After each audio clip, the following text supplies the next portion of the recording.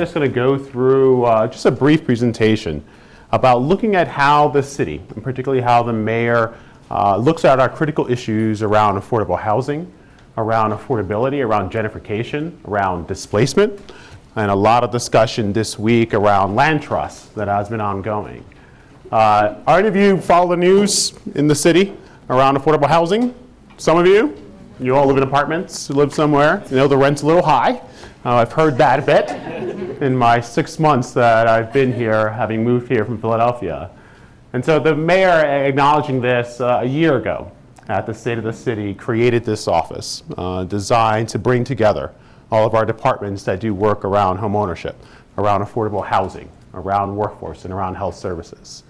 And at the State of the City address earlier this year, in May, the mayor announced what is intended to be a strategic plan for how the city is going to move the conversation forward in order to ensure that our families who are living in neighborhoods that are experiencing tremendous change are able to stabilize and to remain and be a part of the prosperity here in Denver. And as part of the housing summit that we held earlier this year, we introduced a strategy as to how we're going to address these needs and how we're going to bring together our work around affordable housing, around workforce and health services in order to create a more affordable Denver for all Denverites. Part of the challenge of this work is that within city government, there are some silos. Very surprising, I'm sure, to all of you.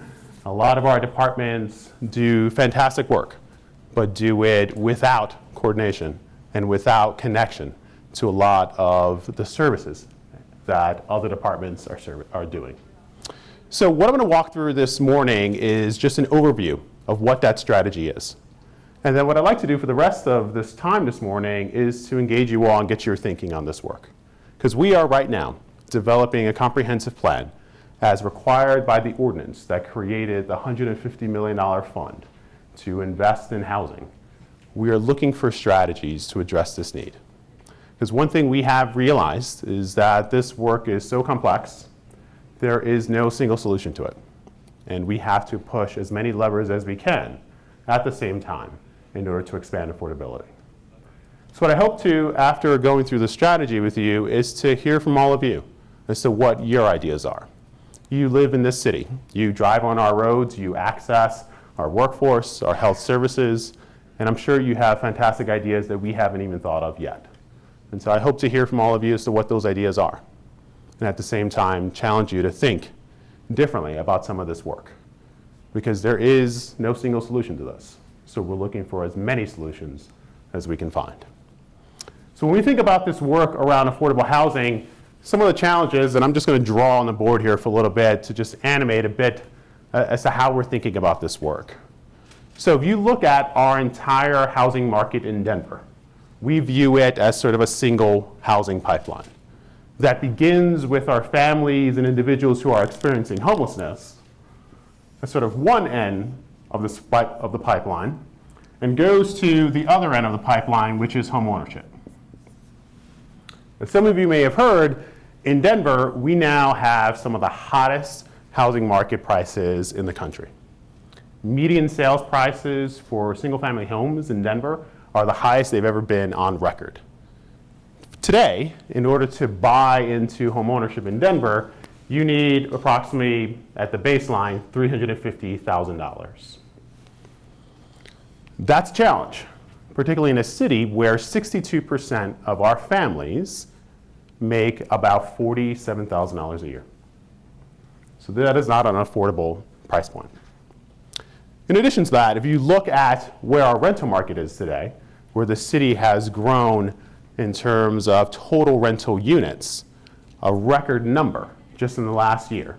In 2016, 5,600 apartment units came online in the city. That is an all-time record. And this year, by the end of the calendar year, another 2,500 units will come online. The city has grown its rental market by over 29% just in the last 5 years. So a third of the rental inventory that now exists in this city was built in the last 5 years. Just look at some of the concentration and the development going on in places like Union Station, where that has been completely rehabbed and completely built out. That is great news because it reflects the response to the growing population in a city where 1,000 people a month on average come here. Between 2007 and 2016, the city grew by 98,000 people. That is tremendous growth in a short period of time. But the challenge with that is that as more and more individuals come to Denver, the housing stock can't keep up, which is why we have such high rental prices at this point. But some of those high rental prices are now getting close to being overbuilt. If you think about this pipeline we have and why we have so many families experiencing homelessness, the challenge is that growth in our rental market is for our highest income families.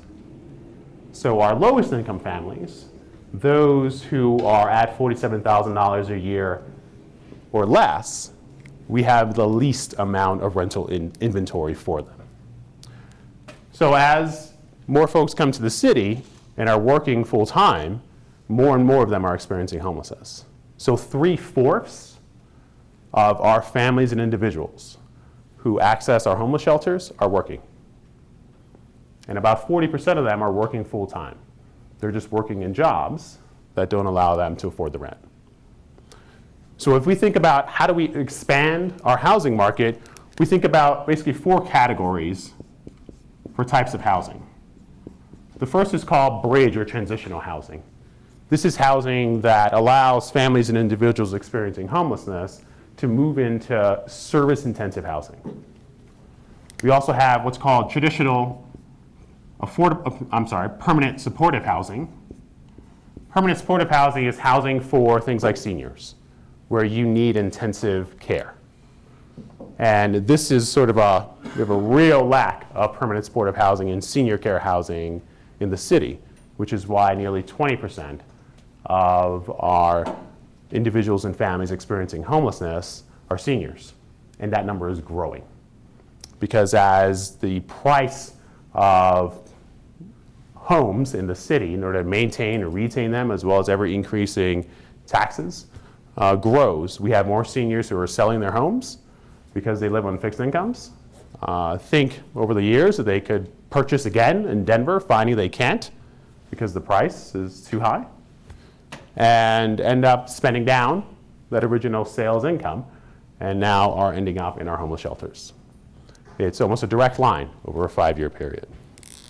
We also have what's called affordable housing, which is just subsidized housing that the city in the last 4 years built 3,000 units of what we call income-restricted housing that's targeted at families who make somewhere between about $30,000 a year up to about $61,000 a year. We call the AMI range of 30% to about 60%.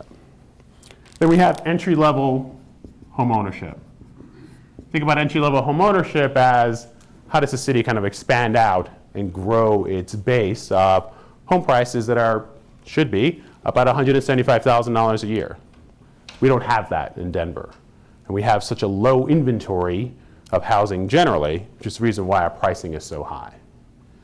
So we think about all those cost pressures throughout the city. And we think about, as I had mentioned, our homeless populations, where you have a tremendous workforce population that cannot afford the rents, where you have, as I mentioned, our senior population. Then you have a growing number of youth who are aging out of foster care, who don't have sustainable sort of housing plans, as well as mixed within that are sort of traditional chronic homeless, who over 13 years ago, then Mayor Hickenlooper had announced and created Denver's Road Home to address then a fundamentally different Denver. But now that population is far exceeded by the number of individuals and families who are experiencing homelessness who are working. So if we want to open up this housing market and be able to transition more families from homelessness through this pipeline, our strategy looks at 2 other things. One is to expand affordability. It's not just how we bring down the cost of rents, but also how do we expand workforce? And how do we create more opportunities for our families to earn livable wages that can actually afford rents within Denver. The other critical component of this is around health services, particularly for our seniors, for our chronic homeless, for those who have mental health issues, for those who have substance abuse issues. In order to address those critical needs, we have to bring these two initiatives, or all three of these initiatives, together to address a far more comprehensive way to move our families, to move our workforce, to move our seniors, to move our youth through the pipeline of housing options. And this is part of the work that we're trying to do now as we think about how do we take the $150 million fund we've developed and better invest that in a way that gets at some of these cost pressures. And with that comes the complexity of how do you balance investments in preserving existing affordable units. The city currently has 22,000 income-restricted units, and 2,000 of those units will be timing off their 15-year restrictions. And the cost, and this may seem somewhat counterintuitive, but the cost of maintaining those restrictions is actually greater than the cost of building new units. Right now, the cost of building a one-bedroom unit in Denver is $285,000 for about an 850 square foot one-bedroom unit. That's because when we think about our housing pipeline, the biggest driver of that cost is the lack of workforce that are properly trained. By 2019, the city will be spending $4 billion on construction projects, from the National Western Center to the I-70 expansion, to the GEO bond, to the build out of the airport. So we're going to need a workforce population that can meet that demand. Otherwise, we're going to have more and more individuals coming to Denver, putting further pressure on our housing inventory and further increasing our prices. It's for those reasons and for that data that when we think about how we're going to address affordability within the city, we have to look at it comprehensively as to the integration between our workforce training opportunities, our health services, and housing. And this is why we think about this work differently than what other cities have. Because in a city with this much growth and this much prosperity, there's a downside to that, in that we're not able to build the housing needed for all that growth. And that has a triggering effect across our entire housing pipeline. That's why homeownership is so expensive now. That's why it's difficult to build housing, to move some of our seniors, to move some of our workforce into bridge housing, into supportive housing, because the cost pressures are so high. And we're not able to expand that affordability. So for all the discussion that's been had over the last 6 months around affordability, around gentrification, around changing neighborhoods, it comes down ultimately to how we look at our housing market and how we're able to address and balance the growth and prosperity in this city in a way that's going to allow on-ramps for our families, who are, majority of them, the low end of this income scale. On average incomes within the city, again, it's about $47,000 a year. Most cannot afford a rent that is close to, now, the average one bedroom in the city is $1,200, and that's going up. By the end of the calendar year, that'll probably hit $1,300. By midpoint next year, likely $1,350.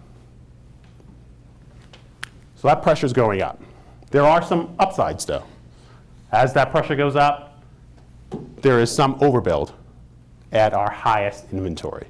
So we're looking at strategies for us to be able to access some of that highest inventory, to buy down some of those rents, and open up those units to some of our families at the lower end. But that's one of many things. So what I'd like to do now, that's kind of the overview as to what the strategy is. I've given you a lot of information, sort of doom and gloom. It's not. There's a lot of growth and a lot of wonderful things happening here in Denver. But we have substantial challenges as to how we address this need around affordability and how the city's going to do that.